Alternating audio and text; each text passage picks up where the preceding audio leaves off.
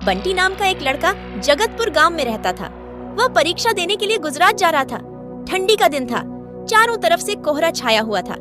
आमने सामने भी कोई नहीं दिख रहा था। पूरे 15 घंटे के बाद वह गुजरात पहुंच गया था।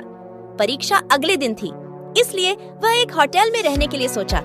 रात हो गई थी और कहीं भी उसके बजट में सस्ता होटल मिल नहीं रहा था। काफी ढूंढने के बाद उसे एक सस्ता होटल मिला। वह उस होटल में एक कमरा बुक करवाया और जब वह कमरे में गया तो देखा कि कमरे के चारों तरफ झाले लगे हुए थे। ऐसा लग रहा था कि यह कमरा काफी सालों से बंद पड़ा था और कमरे के अंदर का माहौल एकदम डरावना और सुनसान लग रहा था। लेकिन उसने ये सब नजरअंदाज कर दिया और होटल से खाना मंगवाया और खा पीकर सोने चल दिया। जब वह सो रहा था तो लगभग रात के 1 बजे के करीब उसे किसी के पायल की घुंघरू की आवाज सुनाई दी।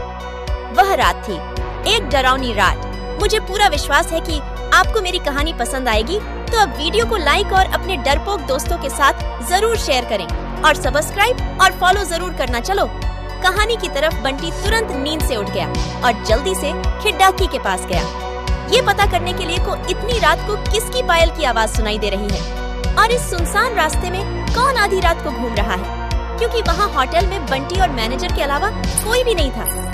तो ये फिर किस औरत की पायल की आवाज सुनाई दे रही है? बंटी खिड़की पर काफी देर तक खड़ा रहा, लेकिन उसे कोई भी नहीं दिखाई दिया। फिर उसने अपने कमरे से मैनेजर को फोन किया और उसे बताया कि मुझे इतनी रात को कब से किसी की पायल की आवाज सुनाई दे रही है, आपको भी दे रही है क्या? मैनेजर ने कहा कि सर ऐसी कोई बात नहीं है, आपको हवा से ऐसा लग रहा होगा। वैसे भी ये जंगली इलाका है, यहाँ पर तो हल्की हवा भी तूफान की जैसी लगती है। आप सो जाइए, ऐसी कोई बात नहीं है। बंटी मैनेजर की बात पर भरोसा करके फिर से सोने चला गया।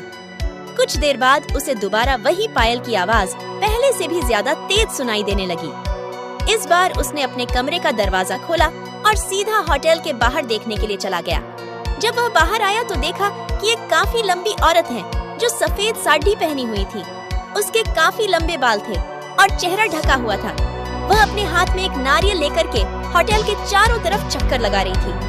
ऐसा लग रहा था कि मानो अपने पायल की आवाज से किसी को बुला रही है। बंटी दौड़ उसके पास गया कि कौन है ये औरत जो इतनी रात को यहाँ घूम रही है, लेकिन वह तुरंत ही गायब हो गई और चारों तरफ कोहरा ही कोहरा फैल गया। बंटी भी थोड़ा घबरा गया, क्योंकि जिस औरत को वह सामने से देखा था अब वो नहीं दिख रही थी। बंटी अपने होटल में वापस जाना चाहा, लेकिन फिर उसे दोबारा पायल की आवाज सुनाई देने लगी। बंटी अब उसे ढूंढते हुए जंगल की ओर जाने लगा। चलते चलते वह अपने होटल से इतनी दूर आ गया, उसे पता ही नहीं चला। फिर उसने उस घने जंगल में कुछ ऐसा देखा कि उसका दिल दहल गया। उसने देखा कि उस औरत ने एक पीपल के पेड़ के नीचे 5-6 लाश रखी थी और बारी बारी से एक एक को नोच नोच कर खा रही थी। उसका मुंह खून से लथपथ था और चेहरा भी एकदम डरावना था। बंटी जब ये सब देखा तो उसके पांव तले जमीन खिसक गई। ये सब नजारा देखते ही उसे डर के साथ साथ रोना भी आने लगा कि वह चुड़ैल अब मुझे भी मार देगी, क्योंकि अपने पायल की आवाज से यहाँ तक तो मुझे लेकर आई है। लेकिन उसने हिम्मत से काम लिया और हनुमान चालीसा पढ़ते पढ़ते धीरे से वहाँ से भाग गया, ताकि भूत उसे देख न ले। लेकिन भूत तो भूत होते हैं। बंटी जैसे ही वहाँ से भागने की कोशिश किया, वो चुड़ैल अचानक उसके सामने आ गई और उसे इशारों से अपने अड्डे पर ले जाने लगी, जहाँ पर उसने लाशें रखी थी।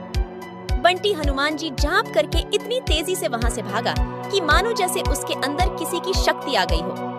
भागते भागते सीधा वह अपने होटल वापस आ गया। वहाँ थोड़ी देर रुका तो उसे एक आदमी दिखाई दिया। उसे देखकर ऐसा लग रहा था कि ये अच्छा आदमी है। वह बंटी के पास आकर बोला, अरे भाई, क्या हुआ तुम्हें? इतना डरे हुए क्यों हो?